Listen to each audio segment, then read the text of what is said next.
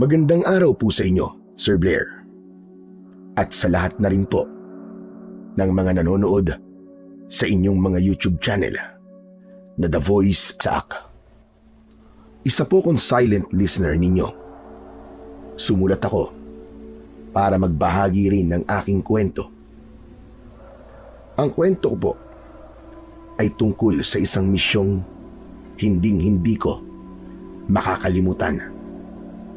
Isa itong operasyon na nagdala sa akin sa gitna ng isang masukal na kabundukan para tugisin ang mga rebelde na matagal nang nagkukuta doon. Akala ko noon, baril at bala lang ang dapat naming katakutan sa gubat. Pero hindi pala. Dahil sa misyong ito, hindi mga rebelde ang tunay na kalaban, kundi ang mga aswang na naninirahan sa tinatawag nilang lugar na Sitio Maligno. Hindi ko na po pahahabain pa ang pasakalye. Ako po, si Franco. At ito ang aking kwento. Sir, malayo pa po ba tayo? Palakas na ng palakas tong ulan Kanina pa tayo naglalakad. Pero parang konti pa lang inabante natin. Nilingon ko si James. Nakita kong napapakamot siya sa ulo habang sinasabi ang reklamo niyang yon. Totoo ang sinabi niya. Kanina pa nga kami naglalakad. Pero dahil sa kapal at lapot ng putik na tinatapakan namin, hindi kami makausad ng mabilis. Si James ang aking radio operator at matalik ko ding kaibigan mula pa nung nasa Fort Magsaysay kami. 1 kilometro na lang. Nasa extraction point na tayo. Huwag kang mainip. Makakarating din tayo doon. Sana nga, sir. Ang hirap lang kasi nito. Zero visibility na tayo rito sa kapal ng hamog. Kanina pa rin ako nag-aalala sa signal ng radyo Putol-putol ang pasok ng transmission dahil sa ulan at sa kapal ng mga puno rito. Kaya nga Pero hayaan mo, diretso lang tayo. Pasasaan pa, makakaalis din tayo dito. Yung mga bata sa likod, kumusta ang lagay? Pagod na rin, sir. Panay na rin ang reklamo Pero sir, huwag ka mag-alala. Hindi hihiwalay ang mga yan at lalong hindi hihinto. Excited ang mga yan na umuwi. Napangiti ako nang sabihin niya yon. Ako man ay masaya dahil tapos na kami sa halos 1 linggong clearing operation sa bandang hilaga ng bundok. Ang misyon namin ay kumpirmahin ang mga ulat tungkol sa kuta ng mga rebelde na matagal nang pinaghahanap. Ang sabi ng mga taga-intelligence unit ay totoo daw na namataan na ito. Pero sa loob ng 7 araw na pagsuot namin sa masukal na bahagi ng gubat, wala kaming nakitang anumang senyales ng kampo. Dahil paubos na ang aming rasyon at limitado lang ang bala, nagpasya ang komanda na i-pull out na kami. Ang extraction point o itinalagang lugar kung saan kami susunduin ay sa itaas kung saan pwedeng lumapag ang military chopper. Pero dahil masama ang panahon, hindi kami masundo kagad. Inutusan kami na mag-proceed sa pangalawang extraction point sa ibaba ng bundok kung saan doon namin hihintayin ang truck ng military. Nagpatuloy ako sa paglalakad. Maya-maya pa ay muli na namang dumaldal si James. Sir, ba't ganun? Parang may mali sa misyong ito. Yung mga asset natin sa ibaba, halos ayaw magsalita nung nagtatanong tayo. Kung hindi limitado ang sagot, umiiwas sila ng tingin. Pakiramdam ko, may kinatatakutan sila dito sa itaas Napansin ko rin yan. Pero tapos na ang misyon natin Napatunayan na natin na wala namang kampo doon sa Ilaga.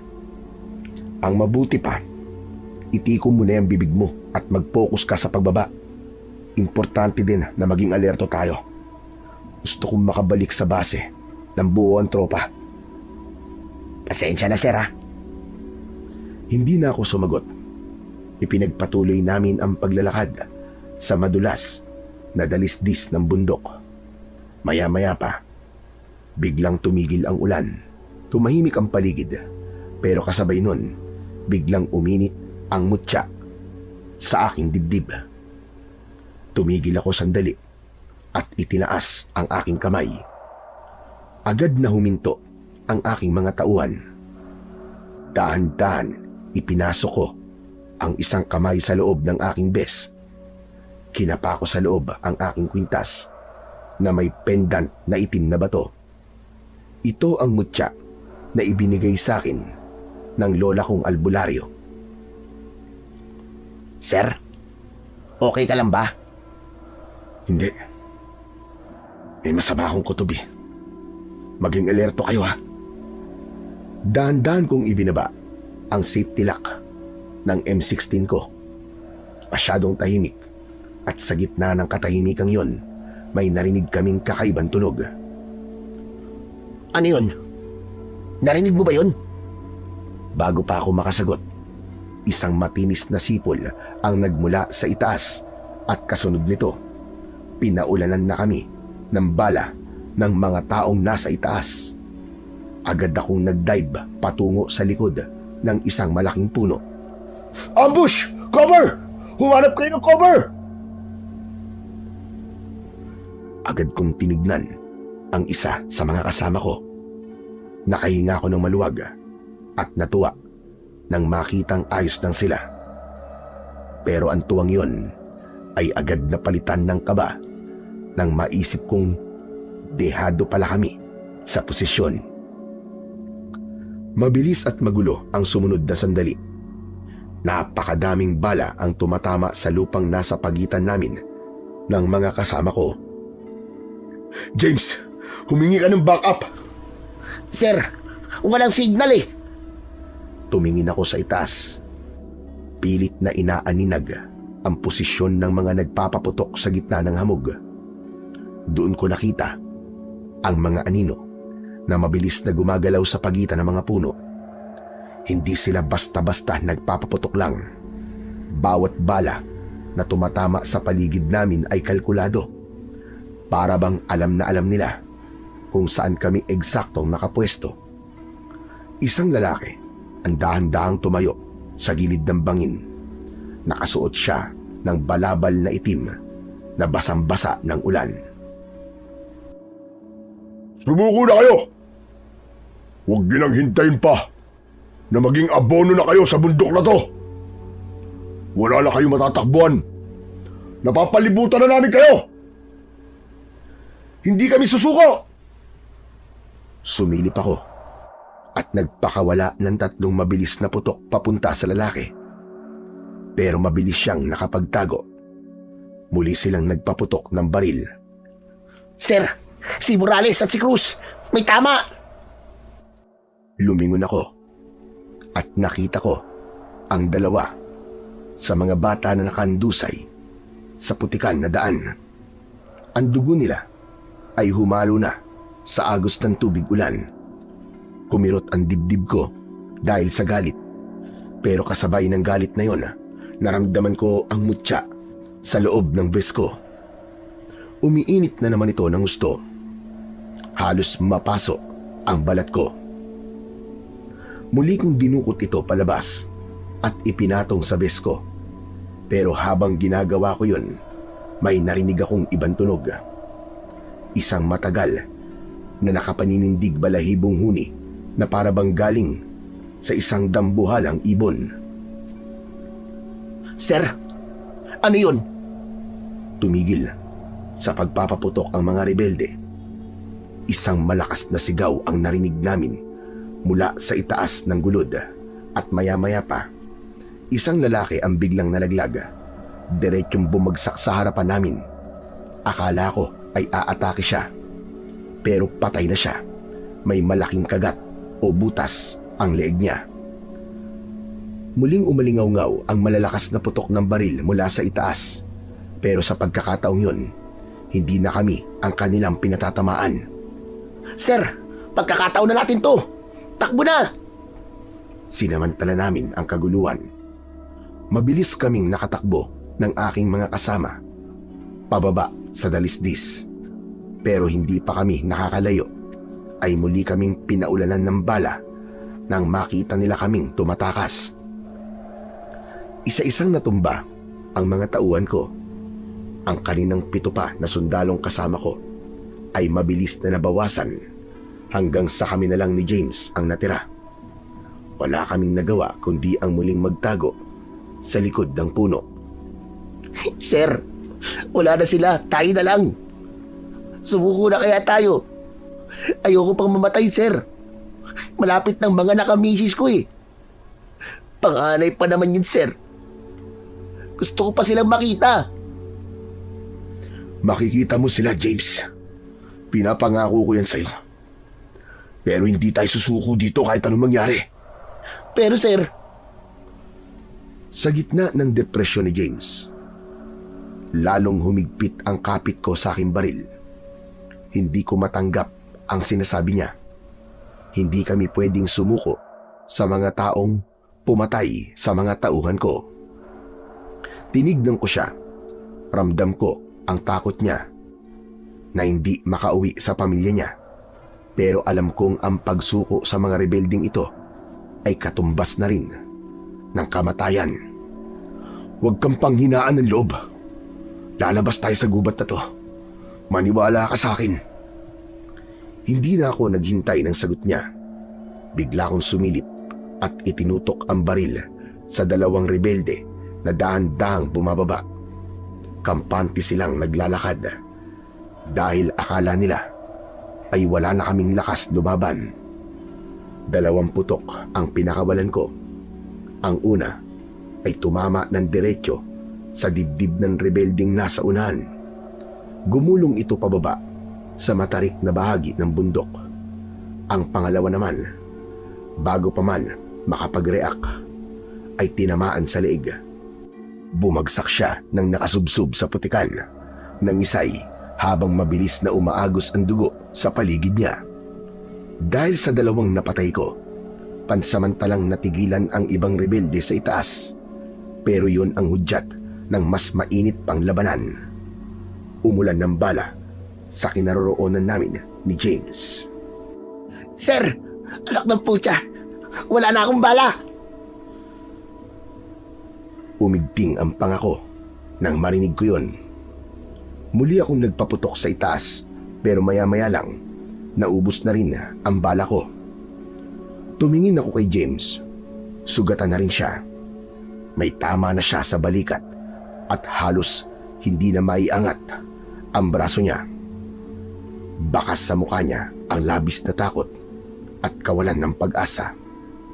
Naramdaman ko ang pagtulo ng luha ko.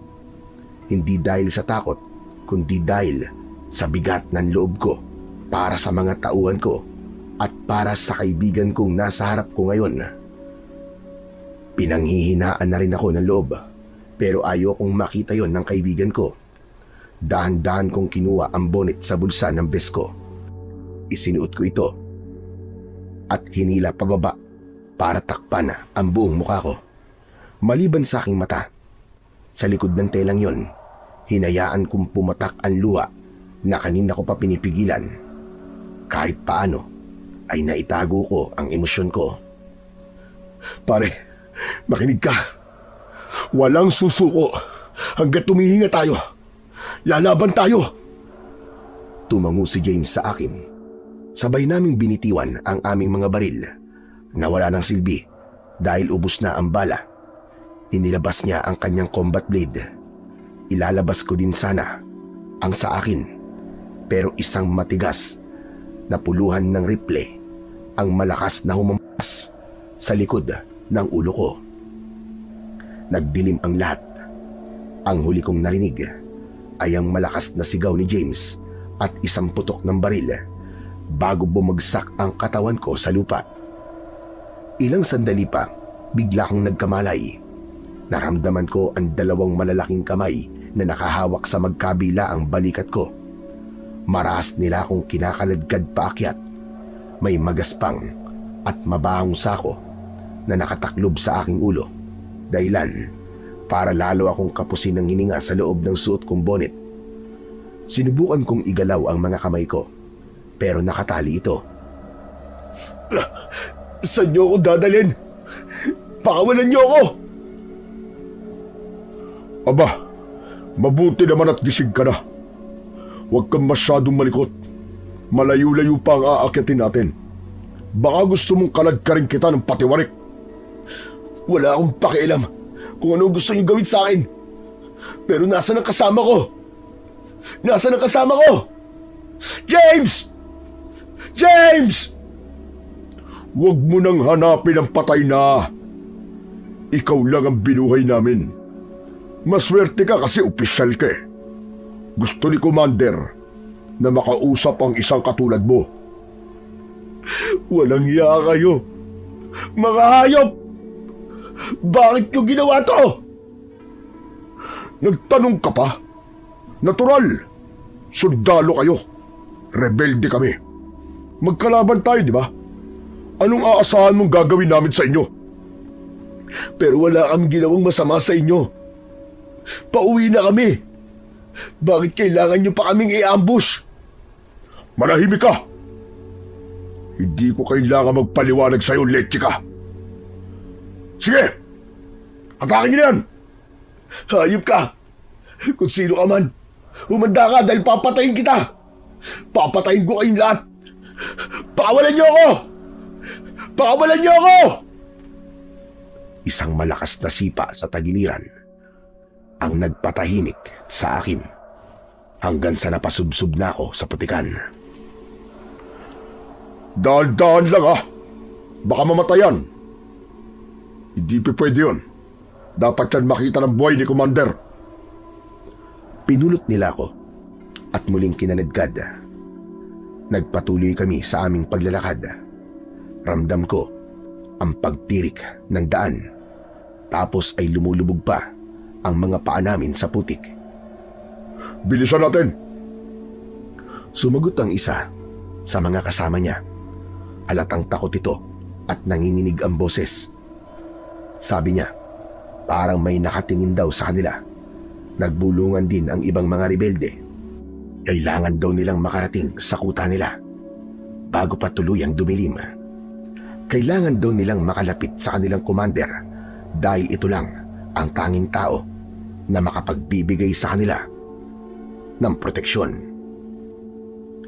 Hindi malinaw sa akin ang pinag-uusapan nila, pero bigla akong kinabahan. Parang medyo nahihigingan ko ang ibig nilang sabihin.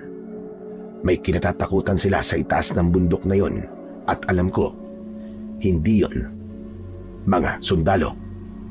Samantala, pagkalipas ng ilang minutong paglalakad sa putikan, naramdaman ko ang pagpatag ng lupa at huminto ang mga yabag. Nandito na tayo. Dalhin niyo na yan sa gitna. Marahas nila akong binitiwan, kaya sumubsob akong muli sa basang lupa. Tinulungan nila akong makaupo sa isang iglap. Naramdaman ko ang pag-alis nila sa sakong nasa ulo ko. Sir, welcome sa aming kampo. Ano sa palagay mo, sir? Okay ba ang hangin dito sa taas? Nag-e-enjoy ka ba sa view? Huwag mo akong maser-ser dyan. Hindi kita tauhan. Mga duwag kayo. Mga hayop. Matatapang lang kayo dahil nakapwesto kayo ng maayos. Wala kayong alam kundi ang manambang. Hindi nyo alam kung paano lumaban ng patas. Patas? Sa bundok na to walang patas-patas.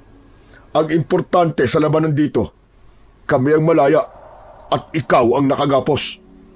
Huwag kang mayabang dahil para sa akin, isa ka lang basang sisiw na walang mapupuntahan kundi kamatayan. E di tapusin mo na.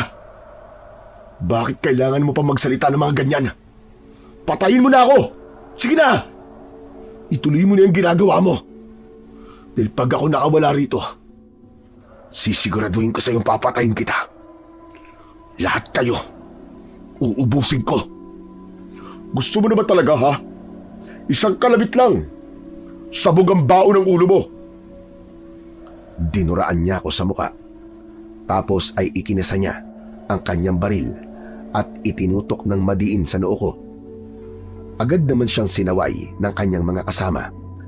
Ipinaalala sa kanya na hindi ako dapat na mamatay dahil kailangan ay may buhay na opisyal silang mairegalo sa kanilang commander.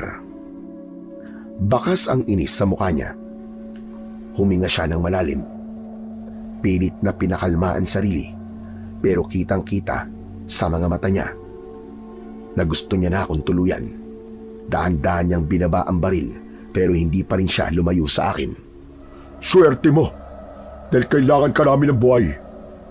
Dadaling ka namin kay Commander, pero bago yan, titignan ko muna ang mukha mo. Maras niyang hinawakan ang tuktok ng ulo ko at biglang hinablot pa itaas ang bonnet na suot ko. Sa isang iglap, naalis niya ito at nalantad ang buong mukha ko sa kanila.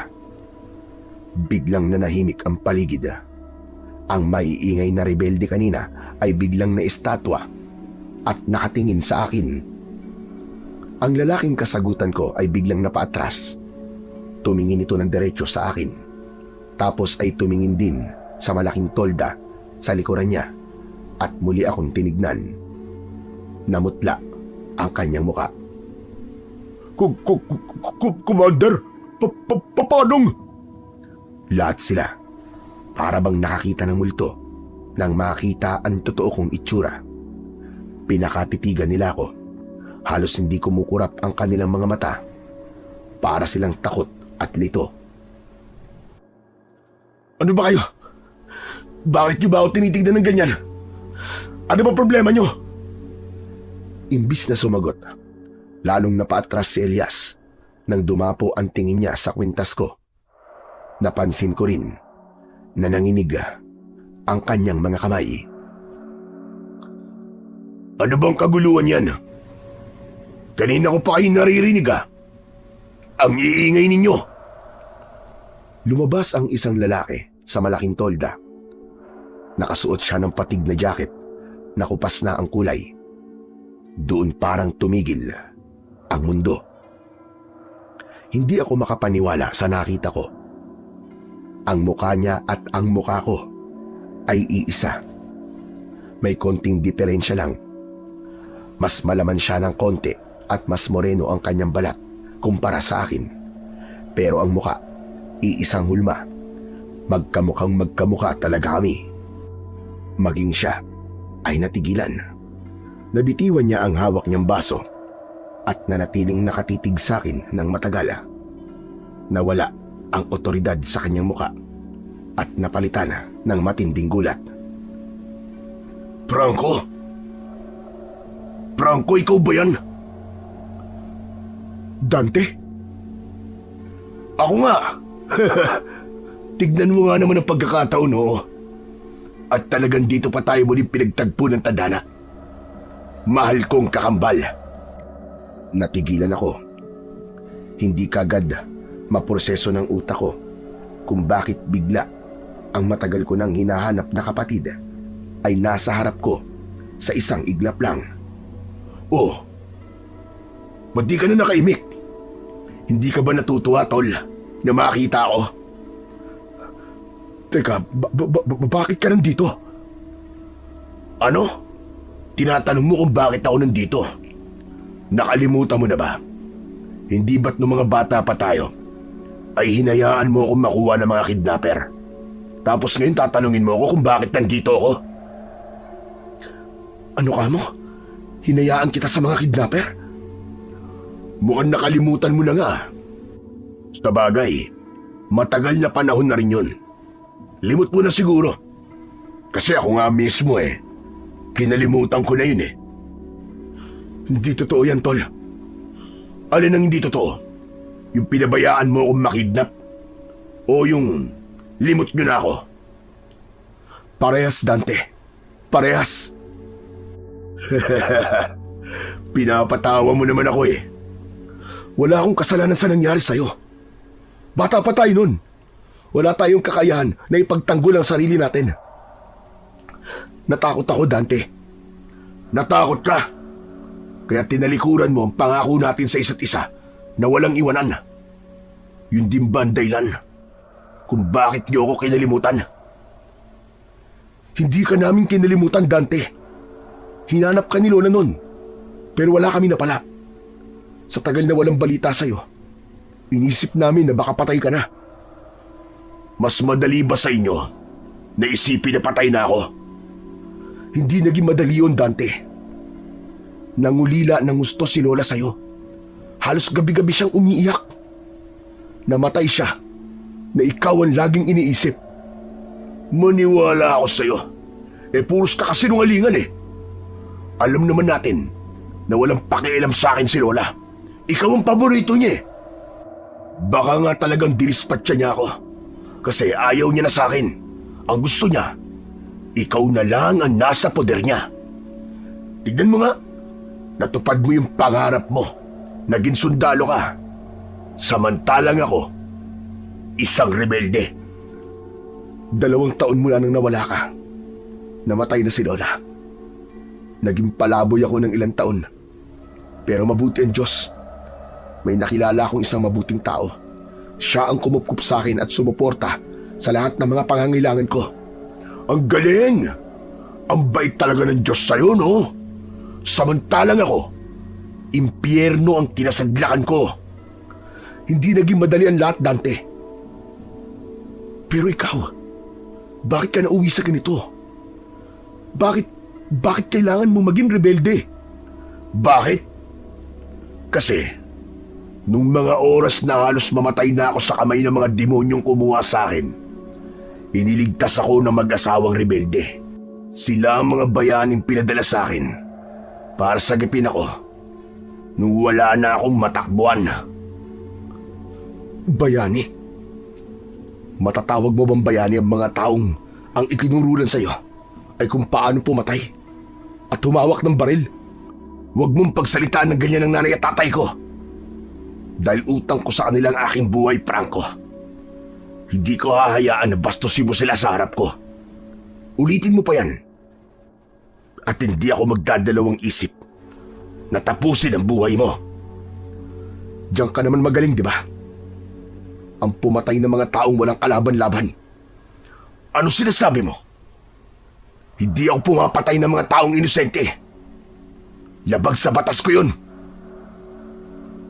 Labag? Huh. Nagpapatawa ka ba? Anong tawag mo sa ginawa niyo sa amin? Hindi ba't inutusan mo mga tauhan mo? Natambangan kami at kunin ako. Pinatay niyo mga kasamaan ko. At hindi ko lang sila basta tauhan, Dante. Mga kaibigan ko sila. Ano? Pero wala naman akong pinapatambangan ah. Anong sinasabi mo? Ipaliwanag mo nga sa akin yan. Pauwi na kami. Hindi na kami banta sa inyo kung tutuusin. Pero inabangan nyo kami. Pinaulanan ng bala hanggang sa maubos sa mga kasama ko. Gaano kayo kalupit? Mga walang hiya kayo. Manahimik ka! Sinungaling! Commander, huwag ka makinig dyan. Sila ang una nagpuputok sa amin eh. Sa katunayan nga, ay nalagasan tayo ng 3 taon dahil sa kanila. Ipinagtanggol lang namin ang mga sarili namin. Ikaw ang sinungaling! Hindi ganyan na nangyari, hayop ka. Pinatay mo mga tauhan ko. Pinatay mo mga kaibigan ko. Kaya magbabayad ka ng malaki. Sinubukan kong sugurin ang sinungaling na lalaki. Pero dahil sa nakagapos ako, wala din akong nagawa kundi kumawag, sumigaw at magmura ng walang humpay. Umahimik kayo! Tama na yan! Huwag na kayo magingay. Berto, Elias, sige na. Ikulong niyo na muna to. Marasa kong binuwat ni Elias at ng 2 pang rebelde. Kahit na anong palag ko, hindi ko magawang makawala sa higpit ng pagkakahawak nila. Bitiwan niyo ako! Dante, harapin mo ako! Duwag ka! Hindi pa tayo tapos! Ang kulit mo rin, no? Sabi na huwag kang maingay eh. Kinaladkad nila ako sa isang sulok ng kampo. Doon, sa may mismong bukana ng tarangkahan, may nakatayo roong maliit na kulungang gawa sa matitigas na kawayan na pinatibay pa ng mga nakapaikot na alambre. Marahas nila akong itinulak papasok. Kaya muli akong nasubsob sa lupa. Tapos ay ikinandado nila ang pinto gamit ang makapal na kadena. Diyan ka muna, sir, ha? At payong kapatid lang. Manahimik ka na. Kung sisigaw ka pa, baka mamaya marinig ka ng mga nasa labas ng bakod. Ikaw rin. Ano bang pinagsasasabi mo? Sino bang nasa labas? Hindi ako sinagot ni Elias. Tumawa lang siya ng mahina bago tumalikod. Kaagad na sumunod naman ang dalawa niyang kasama. Napasandal ako sa malamig na kawayan habang pilit na pinapakalma ang sarili ko. Nanginginig ang mga kamay ko sa galit. Hindi ko matanggap na ang kapatid na pinananabikan kong makita noon pa ay naging isang mamamatay tao. Maya-maya pa ay napansin kong tumahimik na ang buong kampo nila. Ang mga rebelde ay isa-isa nang pumasok sa kanilang mga tolda. Pinatay nila ang karamihan sa mga sulo, kaya lalong dumilim, lalo na sa lugar na kinaroroonan ko. Ilang sandali pa, isang mahaba at nakapaninindig balahibong alulong ang bumasag sa katahimikan mula sa malayo. Alam kong hindi yun aso. Ang tunog ay parang boses ng tao na pilit nagpapanggap na hayop. Kasunod nito ay ang malalakas na pagpag ng mga pakpak sa itaas ng mga puno. Tila may mga dambuhalang nilalang na nagliliparan at nagmamasid sa akin mula sa dilim. Tapos ay nakarinig ako ng sunod-sunod na tunog ng kalansing. Parang tunog ng pinupukpok na lata. Pamilyar sa akin ang tempo ng pagpapatunog nito. Maya-maya pa ay na-realize ko na yun pala yung ginagawa ni Lola kapag naghihinala siyang may aswang na umaaligid sa paligid. Ang ingay na yon ay pantaboy sa kanila at alam ko si Dante ang gumagawa nun. Ilang segundo, bigla ulit tumahimik. Nawala yung malalakas na pagpag ng mga pakpak sa itaas. Matagal din bago ako tuluyang nakahinga ng maluwag. Nanatili akong gising at nakikiramdam sa bawat kaluskos sa labas ng kulungan. At inabot din ako ng ilang oras na nakatitig lang sa dilim bago ako dinalaw ng antok. Kinabukasan pagdilat ng mga mata ko, napansin kong nagkakagulo ang mga nasa kampo. Mula sa pwesto ko, nakita ko ang grupo ni Elias na pumasok sa tarangkahan. May dala silang improvised na stretcher na gawa sa sanga ng puno at sako. May nakahiga doon na isang lalaki na nakauniforme. Napatayo ako at kumapit sa kulungan. Nanlamig ako. Yung uniforme, yung patch sa braso niya, isa yon sa mga sundalong dapat ay susundo sa amin sa extraction point. Hoy, Elias! Ano nangyari sa kanya? Anong ginawa nyo? Wala kang pakialam. Manahimik ka. Ano? Kasamaan ko yan eh. Bakit ako mananahimik? Talagang halang ang mga kaluluwa nyo. Oo, halang na akong halang. Pero hindi naman kami ang pumatay dito eh. Ibinaba na nila ang bangkay. Medyo natakpan pa ito ng mga kasamahan niya, kaya hindi ko agad nakita ang buong itsura. Maya-maya pa, lumabas na si Dante mula sa malaking tolda. Walang katakot-takot siyang naglakad palapit sa bangkay. Kampante ang bawat takbang na para bang sanay na siya sa ganitong senaryo. Nang mahawi ang mga tao sa harap ko, doon ko napansin na mali ang hinala ko. Hindi sa bala namatay ang sundalo na yon. Maputing-maputi ang balat niya.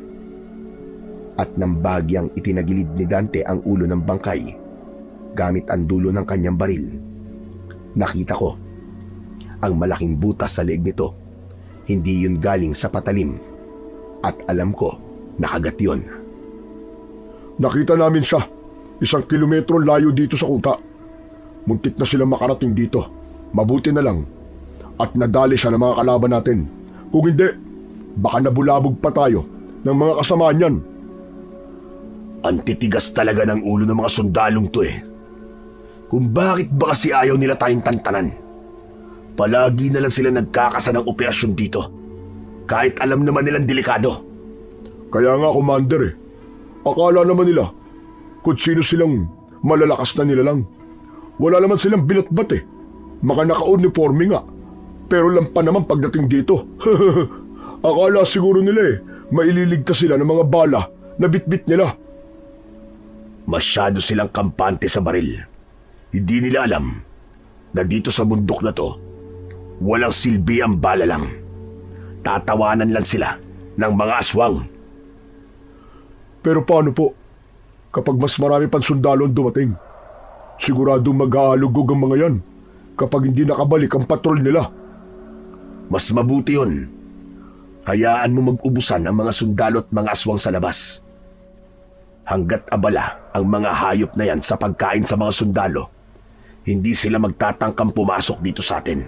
Basta tayo, mananatili tayo dito sa loob ng bakod. Sa bagay, Commander, mas pabor nga sa atin yun. Bawas kaaway, bawas abala.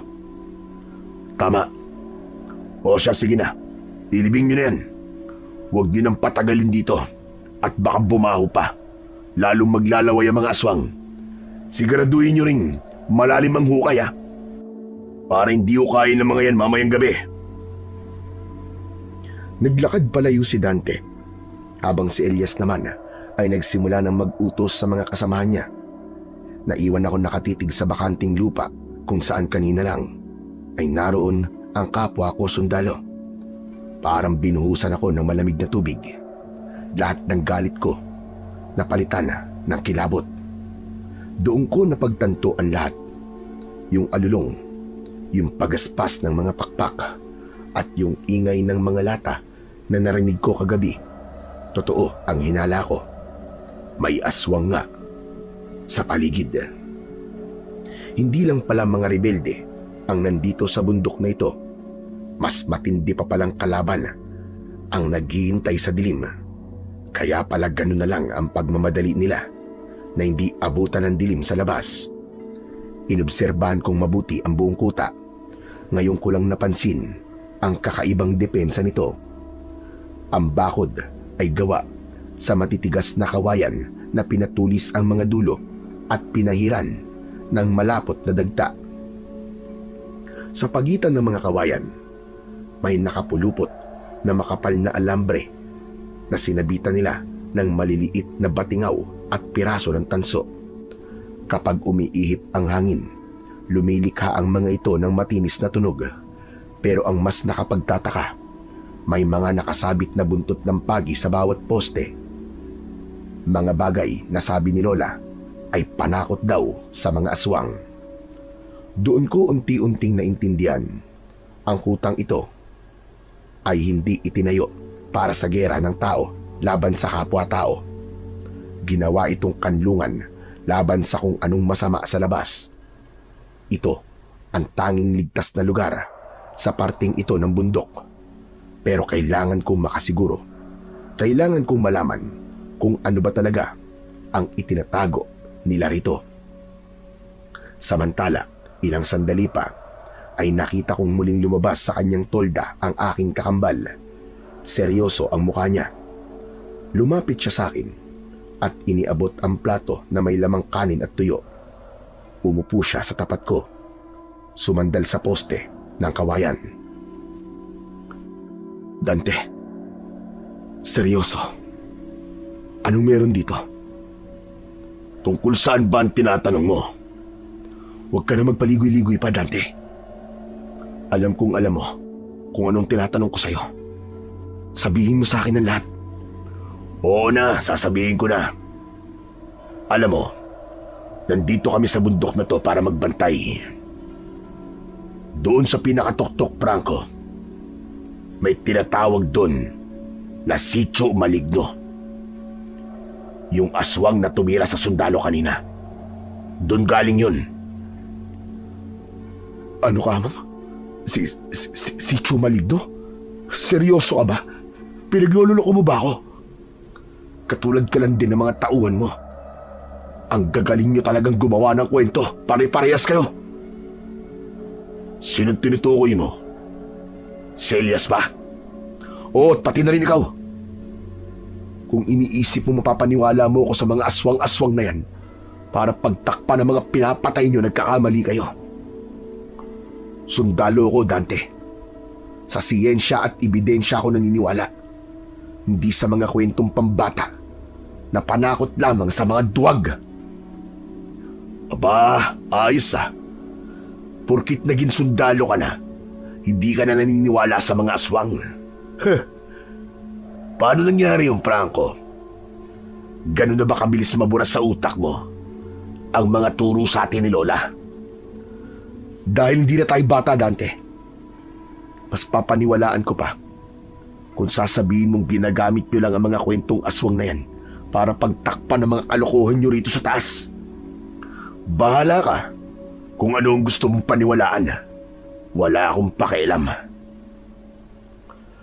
Pagkatapos niyang sabihin yon, ay bigla siyang natahimik. Maya-maya pa, ay napansin kong tinignan niya ang aking dibdib. Tapos, ay dahan-dahan niyang ipinasok ang kamay niya sa loob ng kanyang t-shirt. Inilabas niya ang suot na kwintas. Hindi ba't may ganito ka rin? Nasa ipa ba? Hindi ako sumagot. Ngunit, dahan-dahan kong inilabas ang sa akin mula sa ilalim ng marumi kong uniforme. Halos parehong-pareho ang itsura nito. Magkaiba lang ng kulay. Ito ang mga mutya ng tubig at apoy na ibinigay sa amin ni Lola bago kami magkahiwalay. Naaalala mo pa ba ang sabi ni Lola tungkol dito? Kapag pinagsama at pinagdikit natin ang dalawang bato na may kulay pula at asul na kulay, may kakayahan itong magbigay ng kapangyarihan para magamit laban sa mga aswang. Ang mutya ng tubig at apoy, ang pinakamabisang sandata laban sa mga aswang. Yun ang sabi ni Lola. At bakit mo sinasabi sa akin ngayon yan? Ano ba talaga ang plano mo? Kaya mo ba ako kinuha? Dahil gusto mong agawin to sa akin? Hindi, Franco. Ano ka ba? Kung gusto kong gawin yun, kanina ko pa ginawa. Ang gusto ko magsanib puwersa tayo. Kailangan ko ang tulong mo. Dahil hindi ko to kayang mag-isa. Magsanib puwersa? Nagpapatawa ka ba? Mukha ba ako nagpapatawa sa'yo? Makinig ka nga mabuti. Itong hawak kong mutya ng apoy, ito ang baterya ng lahat ng harang na nakikita mo sa paligid ng kuta. Yung mga batingaw, yung mga alambre, pati yung mga buntot ng page. Display lang ang mga yon kung wala tong mutyang to. Ito ang nagbibigay ng enerhiya sa harang na hindi kayang lusutan ng mga aswang. At hindi lang itong kuta ang pinoprotektahan nito.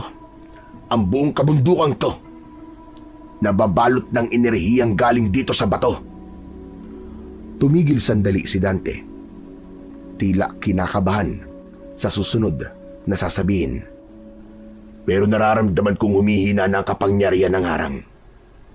Itong mga nakaraang gabi, mas nagiging agresibo na sila. Naririnig ko na sila sa labas mismo ng bakuran ko. Mukhang pinag-aaralan na rin nila kung paanong bubuwagin ang proteksyon namin. Kapag nagkataon na bumigay ang harang na to bago pa natin magawa ang dapat nating gawin, wala nang makakapigil sa kanila. Bababa sila sa kapatagan at uubusin nila ang lahat ng mga tao. Yun lang ang dahilan mo? Kailangan mo ko para dagdagan ang lakas ng harang mo? Higit pa ron, Franco. Ang gusto ko mapuksa na silang lahat.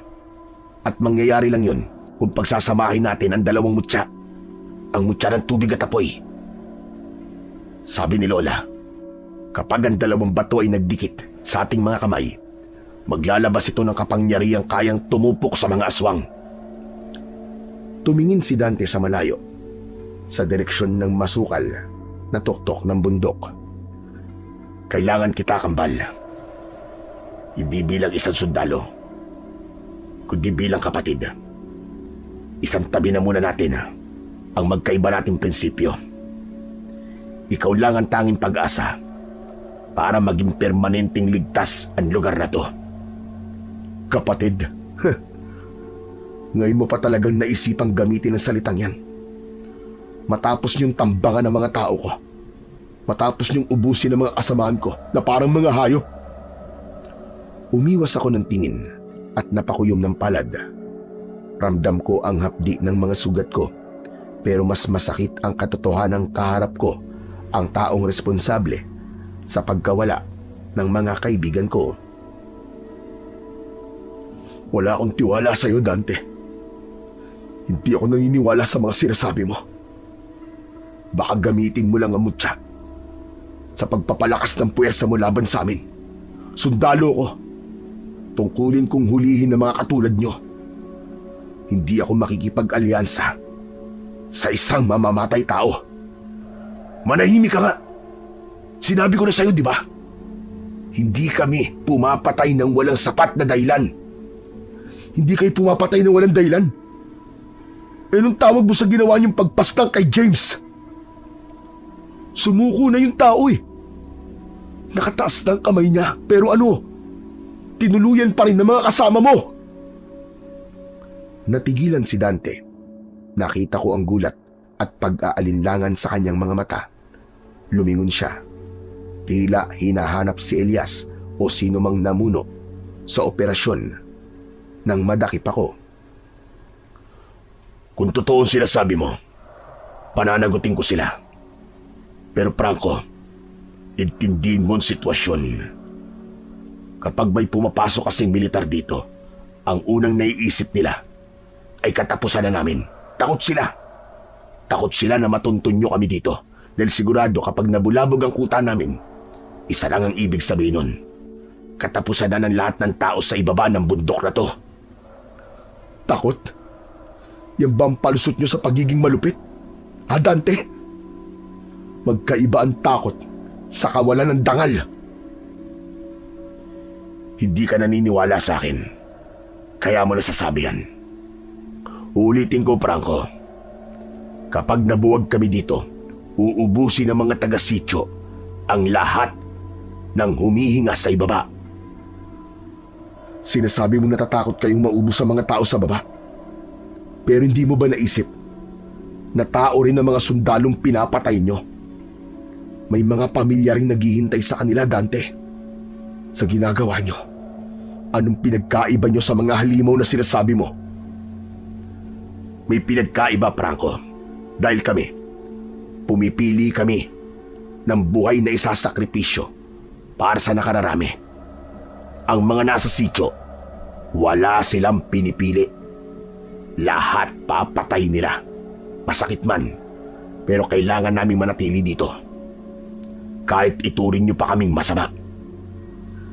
Yan ang mindset ng mga taong kriminal. Yung kayo na yung nakakagawa ng masama, kayo pa'y nagpapabiktima. Ganyan ba ang itinuro sa'yo dito? Ang pumatay ng kapwa mo tao, tapos sasabihin mong para sa nakararami yun? Hindi mo ako mapapaniwala sa mga baliw mong katwiran, Dante. Kung di ka maniniwala, lahat tayo rito mamamatay. Yang mga harang na nakikita mo, manghihina yan. Darating ang araw, nakakayanin na nilang pumasok sa kuta namin. At kapag nangyari yun, uubusin nila tayo rito. Kahit anong sabihin mo, Dante, hindi ko pa rin masisikmura ang pakikipagtulungan sa inyo. Wala akong pakialam kung masikmura mo man o hindi. Hindi ko kailangan ng pagsang-ayon mo. Ang kailangan ko, ang mutyang hawak mo at nandito ka na. Wala ka ng takas sa gulo na to. Susunod ka sa akin. Sa ayaw at sa gusto mo. Inilabas ni Dante ang susi ng kadena. Binuksan niya ang selda ko. Anong ginagawa mo? Papakawalan mo ako? Oo. Kailangan mo sumama sa akin sa taas. Ipapakita ko sa'yo kung anong binabantayan namin. Titignan natin kung kakayanin ng lohika mo ang makikita mo sa sitio maligno. Malapit na sana niyang mabuksan ang kulungan, pero biglang dumating si Elias. Madilim ang mukha niya at mabilis na itinutok sa akin ang baril. Commander, ano ginagawa niyo? Naiibang na ba kayo? Delikado ang balak niyo! Huwag mo akong matawag-tawag na ibang, Elias. Alam ko ang ginagawa ko, kaya huwag mo akong pigilan. Tsaka ibaba mo nga yung baril mo. Pero Commander, sundalo yan eh. Kaaway natin yan. Hindi kaaway ang kakambal ko. Kailangan natin siya. Kailangan? Commander, kahit kapatid mo pa yan, sundalo pa rin yan. Maling-mali ang plano mo eh. Kung kwintas lang naman ang habol natin, pwede natin kunin yun na hindi siya pinapakawalan. Patayin na lang natin yan.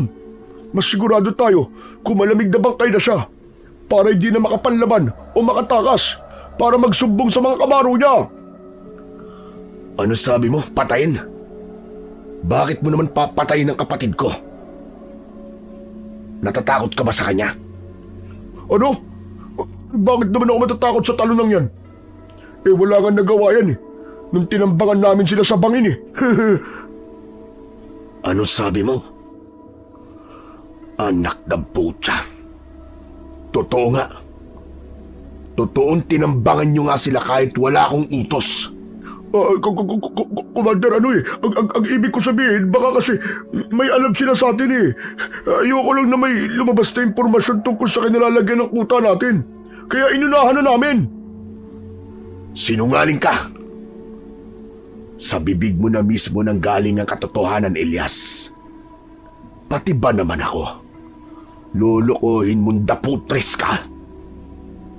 Hindi, Commander. Hindi ako nagsisinungaling sa'yo. Maniwala ka. Para sa ikabubuti ng grupo natin ang ginawa ko. Pinutrektahan ko lang ang kuta natin. Tama na, Elias. Manahimik ka na. Biglang bumunot ng baril si Dante at itinutok ito kay Elias. Nanlaki naman ang mga mata ng mga tauhang nakapaligid sa amin. Nagsinungaling ka sa akin. Ginamit mo misyon natin para magpakitang gilas at pumatay ka ng mga taong inosente. Alam mo kung anong ginagawa ko sa mga traidor. Huwag, Commander, patawarin mo ako. Hindi ko naman sinasadya eh. Nadala lang ako ng sitwasyon eh. Naging tapat naman akong tauhan sa'yo, di ba? Ngayon lang ako sumablay. Ngayon lang talaga. Alam ko yun, Elias. Kaya nga mas masakit eh. Dahil nalaman ko may ginagawa ka palang ganito sa likod ko. Sige nga, paano mo mapapatunayan sa akin ngayon na ngayon mo lang talaga to ginawa? Paano ko makakasiguro na wala na kayong ibang sibilyan o sundalong tinambangan at itinumba rito na hindi ko alam? Hindi makasagot si Elias. Ang kanyang mga mata ay pabalik-balik ang tingin sa paligid. Tila naghahanap ng kakampi. Lumingon siya sa kanyang mga tauhan sa likuran. Pero pawang nakayuko lang ang mga ito at hindi makatingin ng diretso kay Commander Dante. At nakuha mo pa talagang lingunin ng mga bata mo? Ibig sabihin, may ginagawa nga kayong kabalbalan sa likod ko. Mga hugas kayo. Akala ko ba nagkakaintindihan tayo? Akala ko ba malinaw sa inyo kung ano ang pinaglalaban natin? Sa sobrang galit, mabilis na binunot ni Dante ang kanyang baril at nagpakawala ng isang putok sa ere. Umalingaw-ngaw ang putok sa buong kuta, sapat para makuha ang atensyon ng lahat. Agad na kumilos ang mga loyal na tauhan ni Dante Pinalibutan nila ang grupo ni Elias at tinutukan ng mga armas. Tipunin niyo ang mga yan sa gitna. Disarmahan niyo ang mga hayop na yan. Turuan niyo sila ng leksyon. Bugbugin niyo hanggang sa magtanda. Saka niyo kaladkarin palabas ng kuta. Commander, parang awa niyo na! Commander! Huwag naman ganito! Saan naman kami pupunta? Wala akong pakialam. Walang lugar dito mga katulad yung naghahari-harian at pumapatay ng mga walang kalaban-laban. Binaboy nyo ang ideolohiyang pinaglalaban natin. Hinablot ng mga tauhan ni Dante ang mga armas nila Elias. May ilang pumalag pero agad silang sinikmuraan at pinagsusuntok hanggang sa mapaluhod sa lupa. Kinaladkad ng mga tauhan ni Dante ang grupo ni na Elias patungo sa malaking tarangkahan ng kuta. Pagdating sa bungad ay marasyang itinulak sa masukal na damuhan. Commander, huwag naman pong ganito. Paano kami mabubuhay sa labas ng walang armas? Alam niyo naman kung anong meron sa labas, di ba? Maawa ka naman! Gamitin nyo yung galing nyo sa pananambang. Di ba mahusay kayo doon? Sige na, lumayas na kayo bago pa magbago ang isip ko at ipapatay ko kayong lahat. Agad na tinutukan ni Berto at ng iba pang mga rebelde sina Elias. Ang mga daliri nila ay nakaamba na sa gatilyo, handang magpaputok sa isang kumpas lang ni Dante.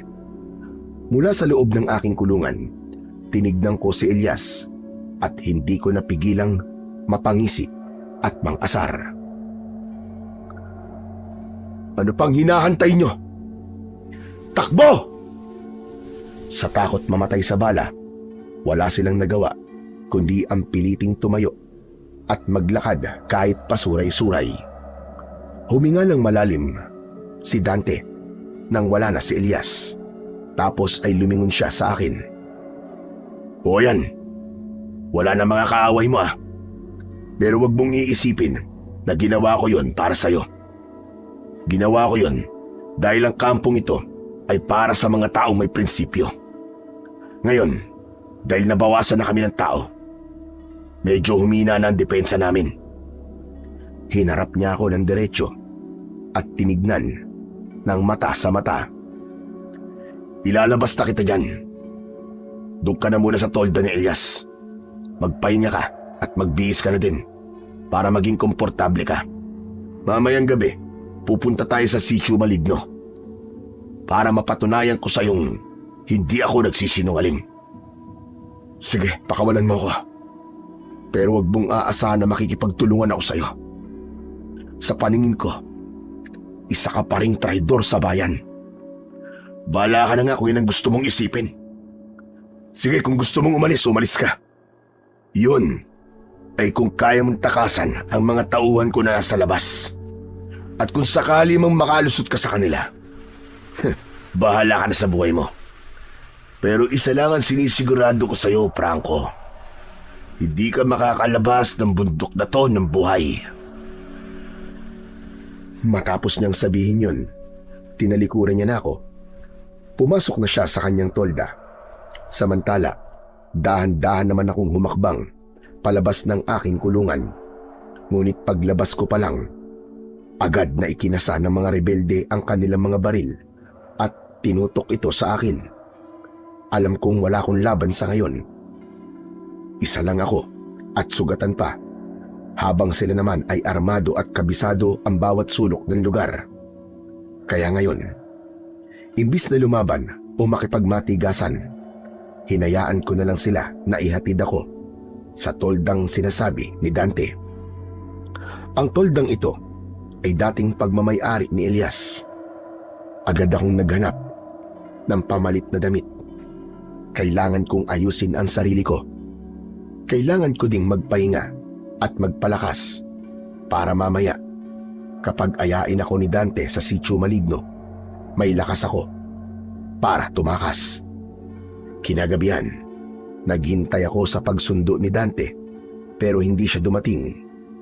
Dahil sa kuryosidad, sumilip ako sa labas ng tolda. Nagtaka ako Dahil sobrang tahimik at wala ring bantay, sinamantala ko ang pagkakataon. Mabilis akong naglakad hanggang sa tarangkaan at dahan-dahan itong binuksan. Laking tuwa ko dahil sa wakas ay makakatakas na ako. Ngunit hindi pa ako nakakalayo nang biglang uminit ang kwintas ko. Sa isang kisap mata, may sumulpot na malaking nilalang sa harap ko. Agad itong sumugod at kinalmot ako. Mabuti na lang at nakaiwas ako ng kaunti. Pero nahahablot pa rin ng matatalim niyang kuko ang balikat ko. Bago pa ako makabawi sa gulat, muli itong umatake. Napapikit na lang ako dahil alam kong katapusan ko na. Pero biglang may narinig akong sigaw. Pagmulat ko, nakita ko si Dante at ang mga tauhan niya na papasugod. Sila na ang humarap sa nilalang.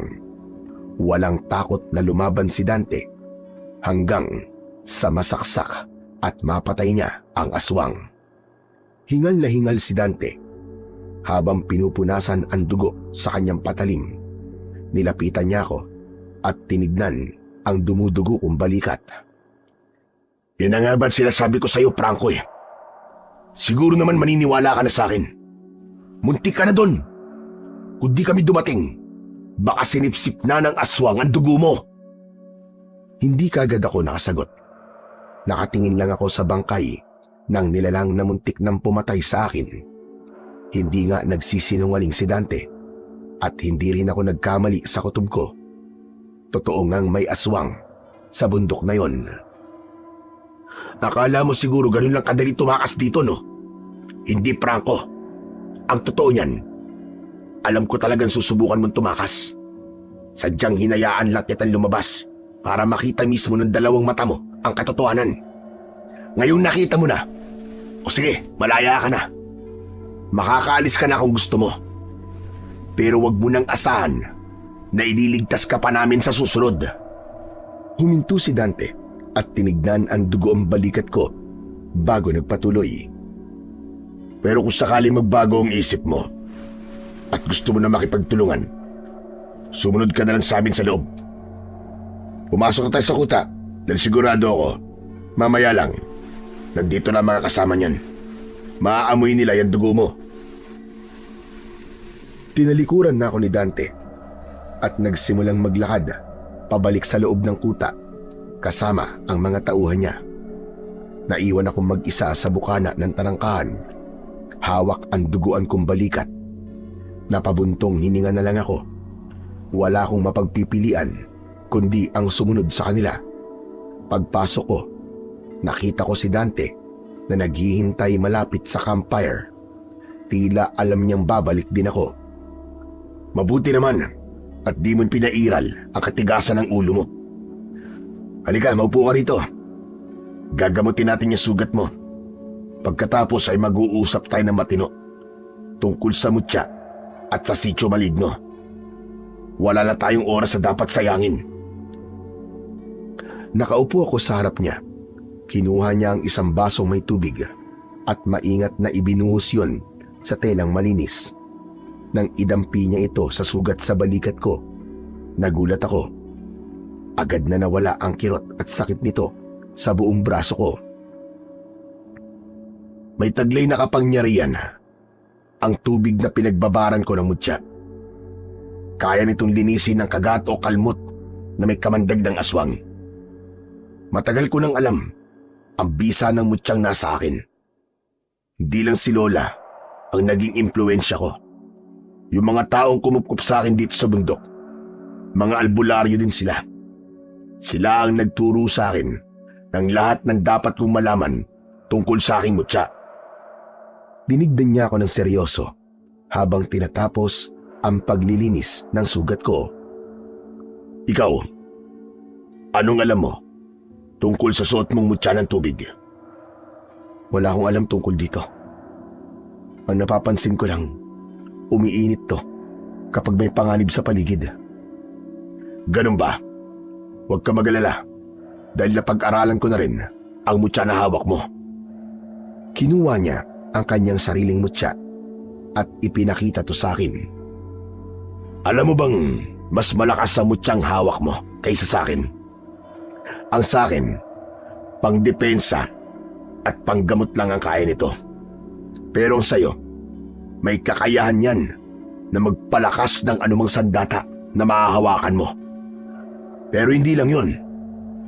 Tinitigan niya ako ng diretsyo nang makita niyang nakikinig ako. Saka siya nagpatuloy. Kapag nagising na ang mutya mo, lalakas ang pandama mo. Bibigyan ka nito ng talas ng isip at kakaibang bilis na hindi kayang gawin ng ordinaryong tao. Franco, magkasundo na tayo. Kahit sa misyon lang na ito, ikaw lang ang susi para mapuksa ang mga aswang na yon. Napatitig ako sa kanya sa kabila ng lahat ng galit at pagdududa ko. Nakita ko ang sinseridad sa kanyang mga mata. Halatang desperado na siyang tapusin ang bangungot na kinakaharap nila. Napahinga ako ng malalim at dahan-dahang tumango. Sa pagkakataong ito, isasantabi ko muna ang prinsipyo ko. Gagawin ko ang alam kong mas makabubuti para sa lahat. Papayag na ako, pero may kapalit. Pagkatapos ng lahat ng to, bibigay mo sa akin ang kalayaan ko. Wala namang problema sa akin yun eh. Sabi ko naman sa'yo, di ba? Hindi kita kaaway. Kapag nalinis na natin ang sitio maligno, palalayain na kita. Hindi ko alam kung mapagkakatiwalaan ko ang salita ng isang rebelde. Pero sa puntong yun, wala naman akong ibang mapagpipilian. Sige na, magpahinga ka na muna. Bukas pagsikat ng araw, itutuloy na natin ang lakad natin papunta sa kuta ng mga aswang. Tumango ako at tumayo. Bumalik na ako sa loob ng aking tolda. Magdamag akong hindi dinalaw ng antok. Nakatingin lang ako sa itaas habang hinahawakan ang mutya sa leeg ko. Iniisip ko kung handa na ba talaga ako sa magiging papel ko sa laban na ito. Kinaumagahan, bago pa man tuluyang sumikat ang araw, ay gising na ang lahat sa kuta. Abala na ang mga tauhan ni Dante sa paglilinis ng kanilang mga baril at pag-aayos ng mga kagamitan. Nilapitan ako ni Dante at iniabot ang isang Armalite. Oh, hetong sayo. Kinuha ko ang baril at tinignan ang kalidad nito. Wala itong pinagkaiba sa baril na ibinigay sa amin ng militar. Galing yan sa mga sundalo na dati namin nakainkwentro. Pasensya ka na. Nilabanan namin sila eh. Kasi natuntun nila ang lugar na ito. Nagipit lang talaga kami nun. Tinignan ko siya ng matalim. Masakit sa akin na malamang armas ito ng aking mga kabaro. Pilit kong kinalmaan sarili ko dahil alam kong hindi ito ang oras para sumbatan si Dante. Kaya ba nitong pumatay ng mga aswang? Kung ordinaryong baril at bala lang, hindi. Sugat lang ang aabuti nila. Pero hindi sila mapapatay. Eh wala naman palang silbi to eh. Anong gagawin ko rito? Pampatapang ng loob. Sige na, kunin mo na yan. Huwag ka mag-alala. Kapag gumana ng mutya mo, tsak na magiging kapaki-pakinabang na yung armas mo. Ang enerhiya mo ang magsisilbing basbas sa mga bala niyan. Eh kailan ba magkakabisa tong mutyang hawak ko? Baka mamaya patay na ako, hindi pa rin gumagana to. Magkakabisa lang yan kapag tinanggap mo na ito ng buo, Franco. Kailangan magkaisa ang isip at puso mo. Hanggat may pagdududa ka at hanggat nilalabanan mo ang presensya nito, mananatili lang yung palamuti sa leeg mo. Kailangan mong maniwala na bahagi na yan ng pagkatao mo. Kapag naramdaman ng mutya na handa ka na, doon pa lang ito totoong magigising. Kailangan ko maniwala. Sige, susubukan ko. Iniwan muna ako ni Dante para makapag-isip.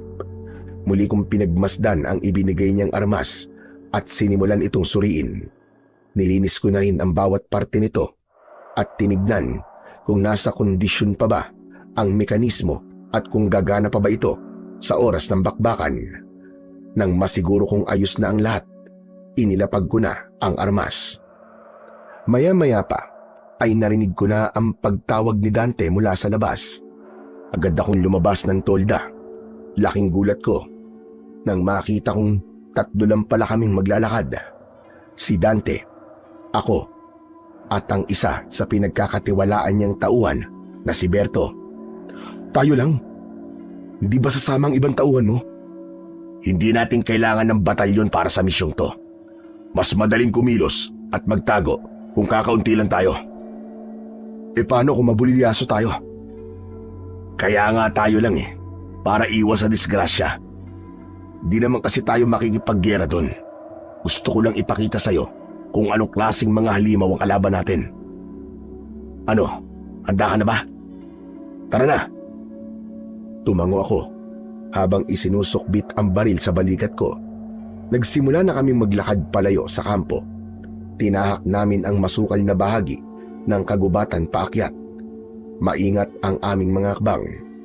Binalaan ako ni Dante na huwag lumika ng kahit na anong klase ng ingay. Samantala, habang papaakyat kami sa pinakatuktok, napansin kong unti-unting nagbabago ang ihip ng hangin. Tapos, yung tinatahak naming daan, parang matagal nang hindi nadadaanan ng mga tao. Maya-maya pa, naramdaman ko na umiinit na ang aking mutya at yung init na yon ay gumagapang sa aking dibdib patungo sa aking mga kamay. Hinayaan ko lang ang init na balutin ako habang mahigpit ang hawak ko sa aking baril. Biglang huminto si Dante at nagbigay ng hudyat na magtago kami sa malaking bato. Nandito na tayo. Yan ang Sitio Maligno. Agad akong sumilip mula sa likod ng pinagtataguan namin. Laking gulat ko nang makitang isa pala itong maliit at payapang kuta. Ang lahat ng nakikita kong naroroon ay puro babae at hindi lang basta mga babae dahil lahat sila ay magaganda. Nakasuot sila ng mga simpleng damit. Tahimik ang lugar at parang wala namang anumang banta. Sila ba ang sinasabi mong mga halimaw? Mukha silang mga inosenteng sibilyan. Hindi sumagot si Dante. Sa halip, itinuro niya ang paanan ng bato kung saan kami nagtatago. Nakakalat doon ang mga puting bagay na halos matakpan na ng mga tuyong dahon. Noong una, akala ko mga bato lang o kaya ay kahoy. Pero nang titigan ko maigi, halos bumaligtad ang sikmura ko. Mga bungo at kalansay ng tao ang puting bagay na yon. Marami ito na nakatambak lang sa gilid na parabang mga basura. Huwag kang papalin lang sa ganda nila, Franco. Dahil ang mga yan, tulad ng demonyo, ang kanilang mga tunay na anyo. Muli akong sumilip sa kuta. Isang magandang babae ang lumabas sa isang kubo. Yan ang pinuno nila. Mag-iingat tayo. Malakas ang pakiramdam ng isang yan. Tumingin ako sa babae. Naramdaman ko ang kakaibang aura niya. Mukha nga siyang malakas at makapangyarihan. Bigla siyang huminto sa paglalakad. Tapos ay dahan-dahang lumingon sa direksyon namin. Nanindig ang balahibo ko nang makitang kulay pula ang kanyang mga mata. Ramdam ko ang matinding init ng mutya sa aking dibdib. Para bang nagbababala na naaamoy na nila kami. Pero bago pa man sila makasugod sa pinagtataguan namin, isang malakas na sigaw ang bumasag sa katahimikan ng buong sityo. Wag! Awa kayo! Parang awa niyo na! Huwag niyo akong papatayin! Muli akong sumilip. Naagaw ng boses na yon ang atensyon ng babaeng pula ang mata. Nanlaki ang mga mata ko nang makilala kung sino ang kinakaladkad ng dalawang babae. Si Elias yun. Dahan-dahang lumapit ang pinuno. Tapos ay hinawakan nito ang muka ni Elias. Dante! Si Elias yun na! Tulungan natin! Huwag kang kikilos, Franco. Mapapahamak tayo rito. Maigpit ang hawak ko sa aking baril. Nag-iisip ako kung tutulungan ko siya o hindi. Pero ilang saglit lang, narinig ulit namin ang malakas niyang sigaw. Sa muli kong pagsilip, ibinaon ng babaeng yun ang kanyang mga pangil sa liig ni Elias at nagsimulang sipsipin ang dugo nito. Habang nangyayari yun, ang balat ng babae ay tila mas lalong kumikinis at gumaganda. Tara na, umalis na tayo dito habang abala pa sila. Ano? Iiwan mo ang kasamaan mo ng ganun-ganun lang? Patay na siya, Franco. Hindi na natin siya maililigtas. Kapag sumugod tayo ngayon, pati tayo mamamatay ng walang saysay. Tignan mo. Itinuro ni Dante ang paligid. Ang mga magagandang babae na nakita ko kanina ay unti-unti nang nagbabago. Ang kanilang mga kuko ay humahaba at ang kanilang mga kilos ay nagiging mailap na parabang mga hayop na nag-aabang sa susunod na biktima. Inaamoy-amoy nila ang sariwang dugo ng kawawang si Elias. Hindi ko kayang panoorin lang to, Dante. Sundalo ko. Tungkulin kong magligtas ng buhay kahit pa ng isang kaaway. Makinig ka, Franco. Kaya tayo narito ay para manmanan sila. Hindi tayo nagpunta rito para magpatiwakal. Napatingin ako kay Elias. Nawala ng buhay at tuyot na ang katawan at ibinalibag na lamang sa lupa na parang basura. Ang mutya sa dibdib ko sobrang nag-iinit na. Gusto ko nang magpaputok. Gusto ko nang ubusin ang magasin ng baril ko sa kanila. Pero bigla kong naramdaman ang higpit ng hawak ni Dante sa braso ko. Tara na! Pakiusap, tol! Hindi. Hindi ko matatanggap to, tol. Mga hayop sila. Mga demonyo. Oo na nga, alam ko demonyo sila. Kaya nga kailangan na nating umalis. Kung susugod ka, nang hindi pagising ang mutya mo, magagaya ka lang kay Elias. Tayo! Bahala ka kung ayaw mo. Maiwan ka dyan. Dahan-dahan siyang umurong at naglakad palayo. Wala na akong nagawa ng oras na yon kundi ang sumunod. Ilang sandali pa ay nakalayo na kami sa kuta ng mga demonyo. Huminto kami sa isang ligtas na lugar para magpahinga sandali. Totoo pala sinabi mo, Dante. Patawarin mo ko kung nagduda ako sa'yo. Naiintindihan ko. Mahirap naman talagang paniwalaan ng mga ganung bagay nung una eh. Pero alam ko namang naniniwala ka sa akin. Kahit hindi mo sabihin, imposible na ganun lang kabilis na makakalimutan mo ang mga turo ni Lola sa atin. Napabuntong hininga ako ng malalim. Tama siya. Kahit anong pilit kong maging rasyonal, bilang isang sundalo, ang mga kwento at turo sa amin nung bata pa kami ay nakatatak na sa isip ko. Sige, aaminin ko na. Nung nakikipagbakbakan pa kami sa grupo ni na Elias, nagkahinala na akong may aswang dito sa bundok. Nagbabala na ang mutya ko nun. Uminit talaga to. Tapos, isa pa sa mga namatay na tauhan mo, nalaglag mula sa itas, na may malalim ng kagat sa liig. Nakita kong nakamata lang si Dante sa akin at tahimik na nakikinig. Ipinagpatuloy ko ang aking pag-amin. Pinilit ko lang ipagwalang bahala ang lahat dahil ayokong maniwala sa mga bagay na hindi ko pa nakikita. Pero ngayon malinaw na sa akin ang lahat, Dante. Kapag nagising na tumutya ko, ipinapangako kong buburahin ko sa mapa ang sitio maligno na yan. Uubusin ko lahat ng mga halimaw para wala na silang mapatay ng mga inosenteng tao. Tumango si Dante at tipid na ngumiti. Idinikit niya ang kanyang balikat sa aking balikat. Tapos ay tinapik-tapik niya ang likuran ko ng mariin. Napangiti ako sa ginawa niyang yon dahil naaalala ko, madalas namin tong gawin nung mga bata pa kami kapag may pinaplano kaming kalokohan. Yan ang gusto kong marinig sa'yo, Franco. Muli ay nagkatingin ang kaming dalawa. Sa sandaling yon ay naramdaman kong nabura na ang galit namin sa isa't isa. Yung pader na namamagitan sa aming dalawa Dahil sa magkaiba naming prinsipyo ay gumuho na. Nagkasundo na kami sa iisang layunin. Tara na, bumalik na tayo sa kampo, tol. Ipinagpatuloy na namin ang paglalakad pabalik sa kampo at ilang sandali lang nakarating na nga kami. Agad na sinalubong kami ng mga tauhan niya at ipinaghanda kami ng makakain. Kumain na muna tayo. Nagutom ako ng gusto. Talaga? Kaya mong kumain? Sa kabila ng nakita mo doon sa tuktok? Abay, bakit hindi? Kailangan kong kumain at magpalakas para mabuhay, Franco. Kaya piliin mo din kumain. Huwag kang mag-alala. Masarap magluto ang asawa ni Berto.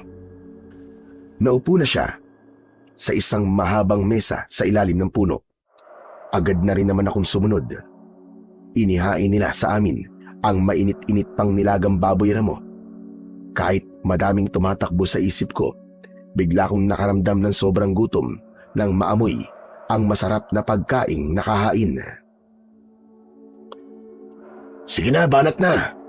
Pampalakas ng tuhod yan. Kumuha ako ng kanin at sabaw. Totoo nga, sa unang higop ko pa lang, parang bumalik nga ang sigla ng katawan ko. Nagpatuloy kami sa pagkain hanggang sa mabusog. Maya-maya, tumingin sa akin si Dante habang naghuhugas ng kanyang kamay. O paano? Magpahinga na muna tayo, tol. Sige, Dante. Tumayo na si Dante at naglakad. Tapos ay naupo sa isang tumba-tumba sa di kalayuan. Hawak niya ang kanyang armas habang nakatanaw sa malayo. Ako naman ay tumayo na rin at pumasok sa loob ng aking tolda para umidlip sandali. Dahil sa sobrang pagod ng katawan, hindi ko na malayang mabilis akong nakatulog.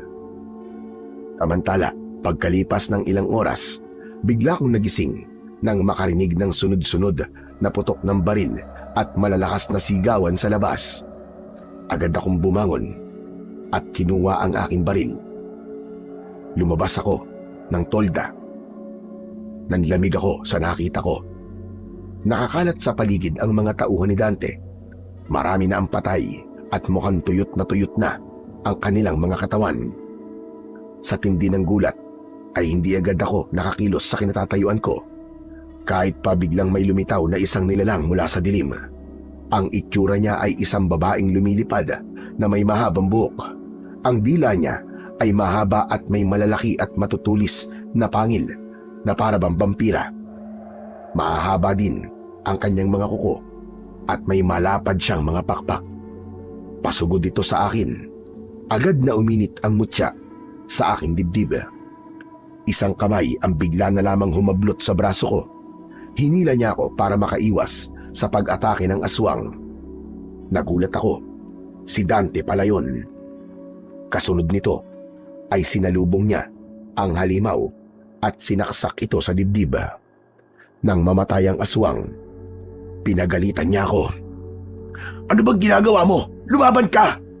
Huwag kang tumuha nga lang dyan kung ayaw mo matulad sa kanila! Napahawak ako sa dibdib ko. Ramdam ko ang kakaibang init at enerhiya na dumadaloy mula sa mutya patungo sa braso ko. Pinakiramdaman ko yun. Umaasa akong ito na ang simula ng paggising ng mutya ng tubig. Samantala, habang binabantayan ko ang mangyayari sa mutya, may isang aswang na mabilis na sumugod sa likuran ni Dante. Hindi namin ito agad napansin. Sa isang iglap, bumaon ang matutulis na kuko nito sa balikat ng kapatid ko. Aray ko! Napaluhod si Dante sa tindi ng sakit na nararamdaman niya. Sa puntong yun, parang tumigil ang mundo ko. Ang takot ko ay napalitan ng matinding pag-aalala para sa kakambal kong si Dante. Hindi! Hayop ka! Bitiwan mo ang kakambal ko! Kasabay ng pag-aalala at galit ko, biglang nagliwanag ang aking dibdib. Ang init ng mutya ay naging parang kuryente na gumapang sa buong katawan ko. Ramdam kong ang bawat kalamnan ko ay tumitigas at lumalakas. Napansin ni Dante ang pagbabago sa akin, kaya kahit iniinda ang sugat niya, ay pinilit niyang makawala sa pagkakahawak sa kanya ng aswang. Tinaga niya ito hanggang sa kusa na siya nitong binitiwan. Nang muli siyang tumingin sa akin, ay nanlaki ang mga mata niya nang makita ang puting liwanag na bumabalot sa kamay ko. Franco! Franco, mutya! Gising na mutya mo, Franco! Gising na mutya ng tubig! Mabilis kong hinablot ang kwintas mula sa leeg ko at hinubad ito. Hinawakan ko ang mutya ng mahigpit sa aking palad. Damang-dama ko ang lakas nito na tila ba gustong kumawala. Nakita ko na ganun din ang ginawa ni Dante. Inilabas niya ang sarili niyang mutya at hinawakan ito ng mahigpit. Oras na, Franco! Ngayon na! Pag-isahin na natin ang ating mga mutya! Pinagtabi namin ang aming mga kamay. Pagdikit ng aming mga mutya, isang malakas na enerhiya ang biglang sumabog sa paligid namin. Ang puting liwanag ay lalong tumindi. Ramdam ko ang pagdaloy ng lakas ni Dante sa akin at ang sakin sa kanya. Nawala ang panghihina niya. Muli sa aming mga palad, gumapang ang liwanag pababa sa mga hawak naming sandata. Ang baril ko ay binalot ng puting kuryente, habang ang itak naman ni Dante ay nagmistulang nagbabagang bakal. Hindi na ako nag-aksaya ng oras. Itinutok ko ang baril ko sa mga aswang na lumilipad sa itaas. Sa bawat kalabit, hindi lang basta bala ang lumalabas, kundi purong puting liwanag na tumatagos sa katawan ng mga halimaw. Ang mga aswang na tinatamaan ay agad na nagliliyab at nagiging abo bago pa man sila bumagsak sa lupa. Si Dante naman ang sumugod sa mga aswang na nasa ibaba, at kapag natataga niya ang mga aswang, parang papel lang ito na nahahati sa sobrang talas. Ang galing nito, Franco! Ang lakas pala talaga ng mutya kapag pinagsama! Galit na sumugod ang mga aswang. Pero bago sila makalapit, mabilis silang napapatay ni Dante. Mga salot kayo! Akala niyo ba matatakot niyo pa kami? Tapos na kayong lahat ngayon! Napatingin ako sa kanya, pero agad ding napatingala nang may makitang isang aswang na sumugod mula sa itaas. Puntirya niya si Dante. Agad kong kinalabit ang gatilyo ng baril. Natamaan ng aswang at tulad ng iba, nasunog din ito at naging abo. Huwag kang magpakampante! Marami pa sila! Manatili kang alerto! Ano ka ba? Ayos lang! Andiyan ka naman para iligtas ako eh. Saka hindi na ako takot, no? Kahit ilang pa silang dumating, ngayon na nasa atin ang kapangyarihan ng pinagsamang mutya. Wala na silang laban sa atin. Tumigil ka nga. Laban muna, bago yabang. Ito naman masyadong seryoso, nagbibiro lang eh. Sige na, ito na po. Lalaban na po. Nagpatuloy ang laban, at sa pagkakataong ito, hindi na kami hiwalay na gumagalaw. Dahil ako ang may hawak ng baril, ako ang pumesto sa iisang lugar para abangan ang mga sumusugod na aswang mula sa malayo. Ako ang nagsisilbing pader namin. Nanatili akong nakatayo sa gitna at walang humpay na nagpapaputok sa mga sumusubok na lumapit. Si Dante naman ang naging taga-atake sa mga aswang na nakakalusot sa bala ko. Habang abala kami sa pakikipaglaban, napansin kong parang humihina ang ilaw ng mga sandata namin kapag nagkakalayo kami. Kabaligtaran naman ito ang magiging epekto kapag magkakalapit kami. Dante, huwag kang lalayo sa akin ha. Humihina ang mutya kapag naghihiwalay tayo. Basta, dito ka lang sa tabi ko. Agad na napaatras si Dante at idinikit ang kanyang likod sa likod ko. Sa sandaling magkadikit ang aming mga balikat, muling sumiklab ang puting liwanag sa baril ko at sa kanyang itak. Dahil dito, wala nang aswang ang makalapit sa amin ng 2 metro nang hindi natutupok ng apoy. Pero hindi nagtagal, biglang may narinig kami. Isang nakabibinging tili ang umalingaw-ngaw sa paligid. Napahawak ako sa tenga ko sa sobrang sakit ng tunog. Maging ang mga maliliit na aswang ay natigilan at umatras.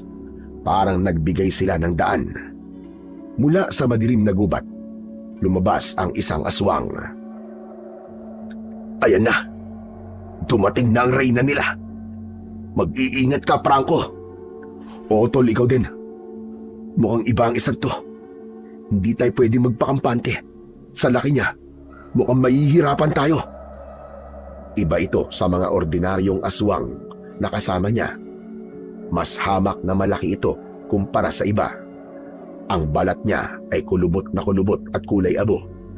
Ang mga pakpak nito ay malalapad at makapal. Ang mukha niya ay hindi na halos mukhang tao. Mas malapit ito sa anyo ng isang demonyo na may dalawang mahahaba at malalaking sungay sa noo. Nanlilisik din ang kanyang mga mata. Franco, handa ka na ba? Ito na yun. Wala nang atrasan to, tol. Oo, tol. Handang-handa na ako. Kaya natin to. Naniniwala akong kaya natin to. Basta't magkasama tayo. Sumugod ang reyna. Mabilis ito kahit malaki. Sa isang kumpas ng pakpak niya, nagkaroon ng malakas na hangin na nagpatalsik sa mga gamit sa kampo. Sinubukan kong barilin ito, pero ang bala ko ay tumalbog lang sa makakapal niyang balat. Nang makalapit ito, ay agad siyang sinugod ng saksak ni Dante. Pero agad na nakabuelo ang reyna. Hinampas niya si Dante. Tumalsik siya sa batuhan. Agad akong napatakbo palapit sa kanya habang hindi inaalis ang tingin sa dambuhalang aswang. Dante! Ayos ka lang ba? Dante! Sumagot ka, Dante! Nakita kong dumain si Dante at pilit na itinukod ang kanyang mga kamay sa lupa para bumangon. Pero hirap na hirap siya at napaluhod. Napahawak siya sa kanyang tagiliran. Nakita kong duguan ito at may malalim na sugat. Huwag mo akong alalahanin, tol.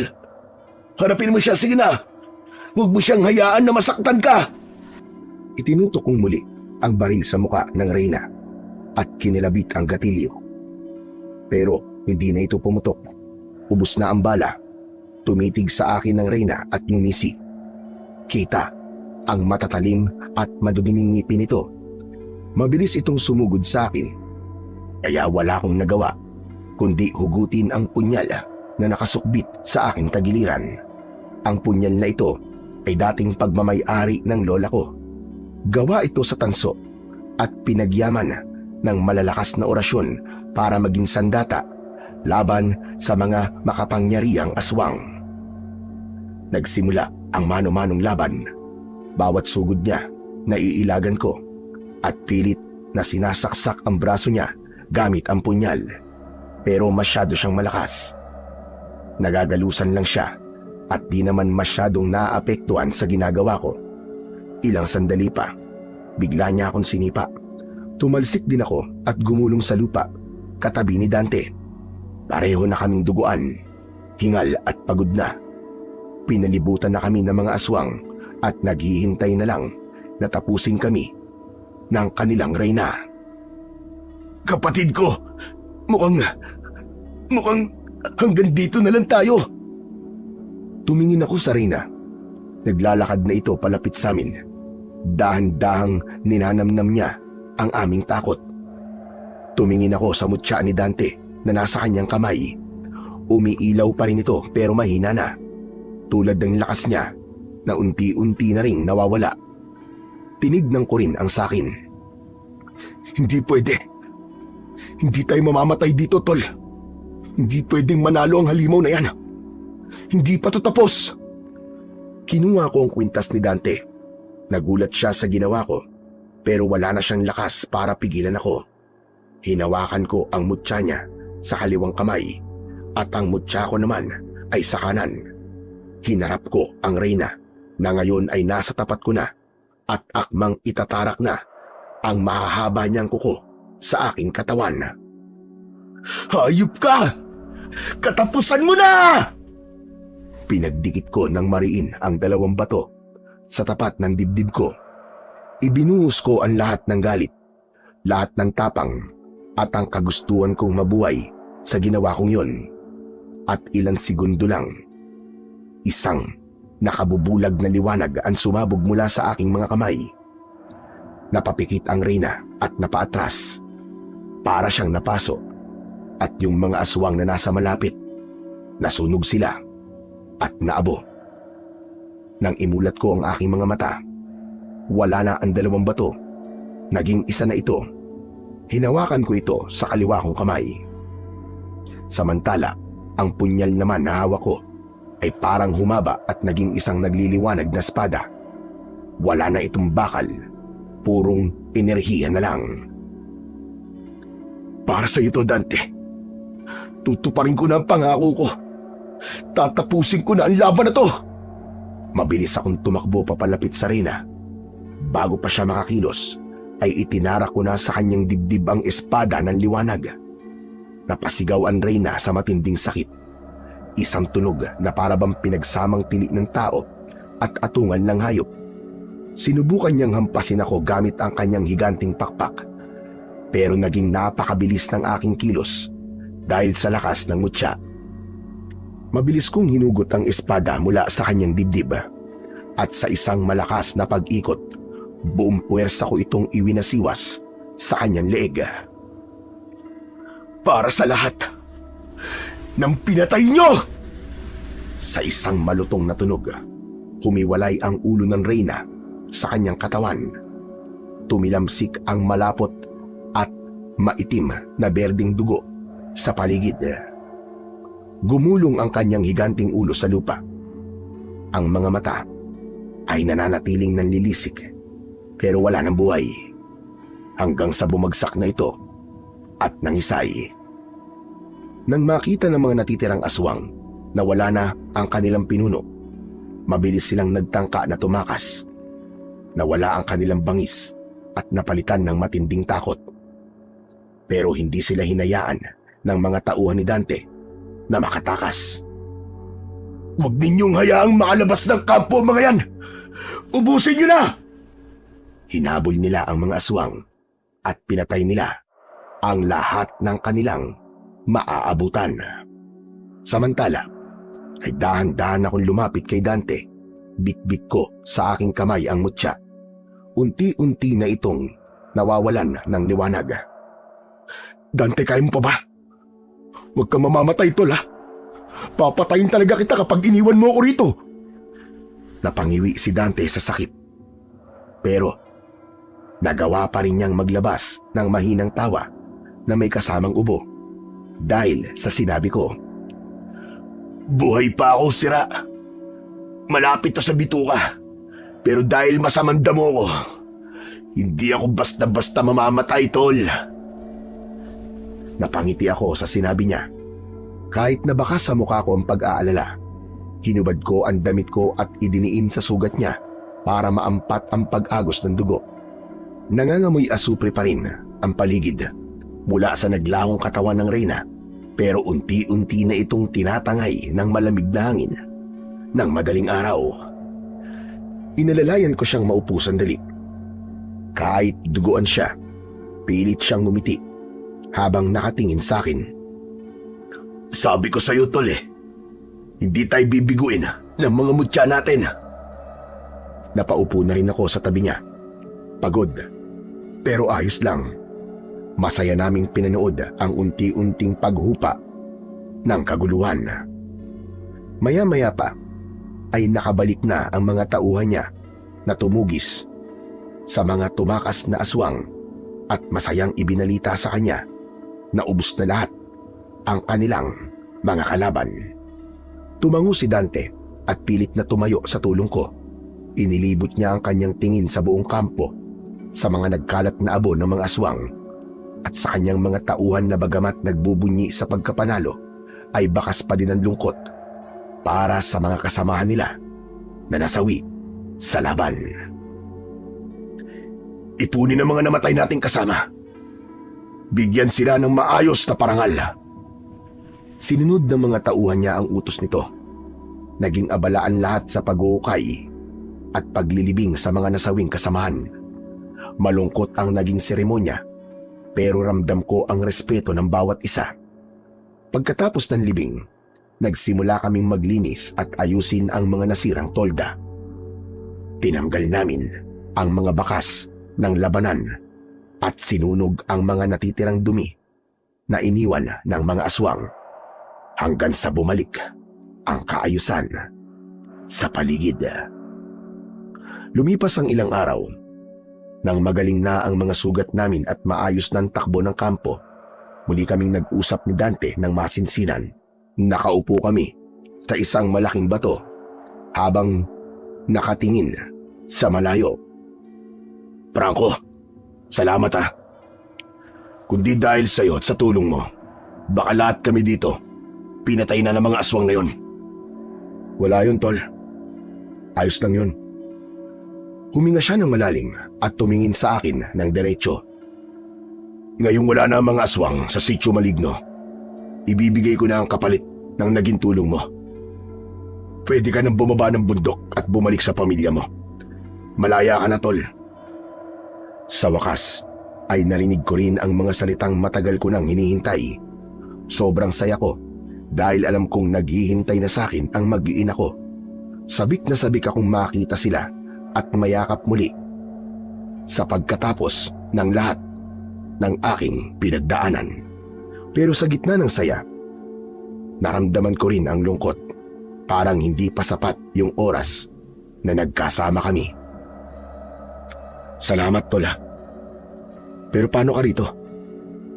Paano ang mga tauhan mo? Huwag mo kong alalahanin.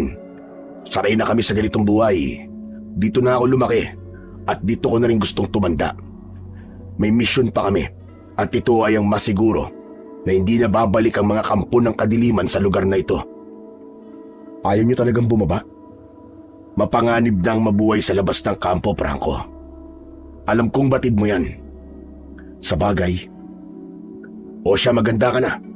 Ipapatid na kita sa mga tauhan ko hanggang sa paanan ng bundok para masigurong ligtas ka.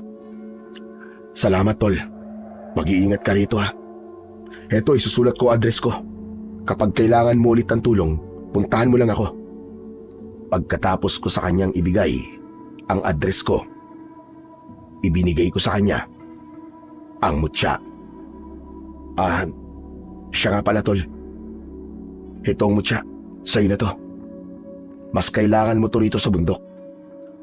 Tinitigan ni Dante ang mutya sa kanyang palad. Baka sa mukha niya ang gulat at pagpapakumbaba.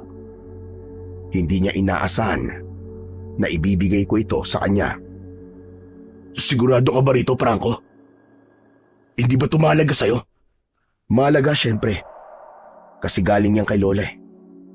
Pero mahalaga ka rin sa akin, tol. Kaya sige na. Tanggapin mo na yan. Gamitin mo para maprotektahan mo mga tao rito. Ngumiti si Dante at mahigpit na itinikom ang kanyang palad sa dalawang mutya. Tumango siya sa akin. Hindi ko to sasayangin, tol. Salamat. Sige na, lumakad ka na bago pa tuluyan tumaas ang araw. Pagkatapos ng pag-uusap na yon, ay inihatid na ako ng kanyang mga tauhan sa ibaba ng bundok. Ligtas akong nakabalik sa aking pamilya. Nakabalik din ako sa serbisyo sa militar. Naging masaya at payapa ang buhay ko. Naitaguyod ko ang aking mga anak at nakita silang lumaki sa isang mundong malayo sa lagim ng mga aswang. Pero sa kabila ng normal kong buhay bilang isang sundalo at ama, nananatiling buhay ang ugnayan namin ng kakambal ko na si Dante. Paminsan-minsan, kapag malalim na ang gabi, bigla na lang siyang darating. Mag-uusap kami hanggang madaling araw. Ikikwento niya ang mga bagong laban at tagumpay niya sa kabundukan. Kaya kahit madalas na magkalayo kami, pakiramdam ko ay palagi ko pa rin siyang kasama. Siguro, dahil na rin sa mga pinagdaanan namin, naging konektado na talaga ang mga buhay namin kahit nasa magkaibang mundo kami. Ako bilang isang sundalo at siya sa bundok bilang tagapangalaga ng kapayapaan doon. Kampante na ako na sa bawat pagpikit ko, hindi na ako mangangamba sa mga nilalang ng dilim dahil alam ko may isang Dante na handang magtanggol para sa amin. Hanggang dito na lamang po ang aking kwento. Sana ay may natutunan po kayo na magandang aral. Hanggang sa muli, at pagpalain nawa kayo ng Diyos na may kapal.